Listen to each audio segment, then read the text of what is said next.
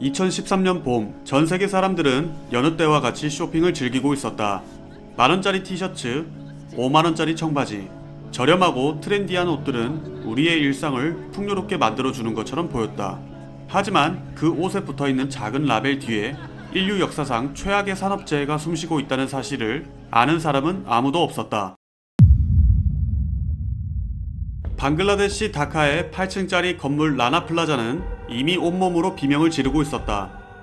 건물 3층 기둥에서 발견된 거대한 균열. 그것은 단순한 금이 아니었다. 건물이 자신의 무게를 이기지 못해 뼈대가 부서지는 소리였다. 건물이 숨을 쉴 때마다 콘크리트 가루가 비처럼 떨어진다고 당시 생존자들은 증언한다. 상황의 심각성을 직감한 건물 아래층 브락은행은 즉시 고객들을 대피시키고 금고를 봉쇄했다. 다른 상점들도 서둘러 셔터를 내렸다. 하지만 그 시각 건물 위층에서는 전혀 다른 풍경이 펼쳐지고 있었다. 공장주들은 건물주 소헬 라나와 함께 노동자들을 협박했다. 그들에게 수천 명의 노동자의 목숨보다 중요한 것은 유럽과 미국으로 보낼 수만 벌의 옷을 제 시간에 맞춰 납품하는 것이었다. 결국 3,000명이 넘는 노동자들은 다음날 아침 자신의 목숨을 저당 잡힌 채 죽음의 공장으로 다시 발걸음을 옮겨야만 했다. 그것이 그들의 마지막 출근길이었다. 공장 내부는 불안한 침묵과 기계 소음으로 가득했다. 어젯밤 잠을 설친 노동자들은 서로의 얼굴을 쳐다보며 애써 두려움을 삼켰다. 그리고 오전 8시 57분, 갑작스러운 정전. 그리고 곧이어 지옥의 문을 여는 소리가 들려왔다. 불법으로 증축된 층에 설치된 거대한 발전기들. 이 수십 톤짜리 괴물들이 한꺼번에 깨어나면서 이미 한계에 다다른 건물의 기둥은 그대로 무너져 내렸다. 바닥이 아래로 꺼지는 것이 아니었다. 천장이, 그리고 그 위층의 모든 것이 수천 톤의 무게가 머리 위를 그대로 덮쳤다. 거대한 콘크리트 폭포수가 모든 것을 집어삼켰다.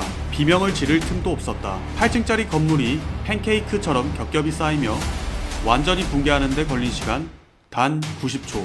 그 안에서 3,122명의 삶도 함께 지디겨졌다. 현장은 거대한 절규로 뒤덮였다.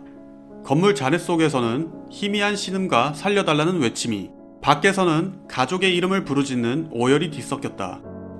전문 구조 장비도 없이 달려온 시민들은 맨손으로 동네 철물점에서 가져온 망치로 필사적인 구조 작업을 시작했다. 구조는 처절했다. 좁은 틈으로 겨우 산소와 물을 공급하고 때로는 살아남기 위해 잔해 속에서 자신의 팔과 다리를 절단해야 하는 끔찍한 선택을 해야만 했다. 기적이 일어났다. 생존자 레시마 베굼. 그녀는 죽은 동료들 사이에서 떨어지는 물방울과 과자 부스러기로 17일을 버텼다. 그녀의 생화는 전 세계에 희망을 주었지만 그것은 1134명의 죽음 위에 피어난 단 한 송이의 꽃일 뿐이었다. 수색 과정에서 드러난 것은 충격적인 진실이었다. 잔해 속에서 발견된 것은 희생자들의 유품만이 아니었다.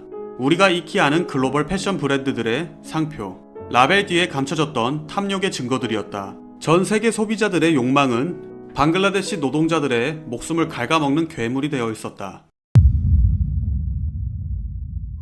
라나플라자는 무너졌지만 비극은 아직 끝나지 않았다. 참사의 핵심 인물, 건물주 소헬 라나. 그는 분노한 여론을 피해 달아나다 국경지대에서 체포되었다. 그의 이름 위에는 1134명의 목숨을 앗아간 살인 혐의가 붙었다. 하지만 그가 처음으로 받은 법의 심판은 어이없게도 참사와는 직접 관련이 없는 부패 혐의였다.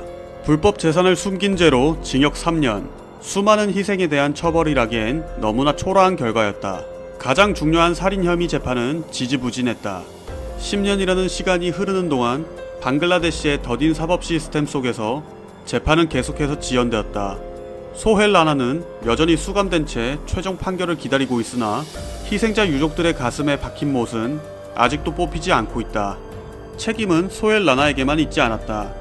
건물의 균열을 보고도 작업을 강요했던 의류 공장의 소유주들. 그들 역시 살인 혐의로 함께 기소되었다. 하지만 그들은 달랐다. 소헬 라나를 제외한 대부분의 공장주들은 재판이 진행되는 동안 보석으로 풀려났다. 그들은 다시 일상으로 돌아갔고 법의 심판은 그들을 비껴가는 듯 보였다. 결국 라나플라자 붕괴 이후 건물주는 차가운 감옥에서 기약 없는 재판을 기다리고 있고 공장주들은 자유의 몸이 되어 책임을 외면하고 있다.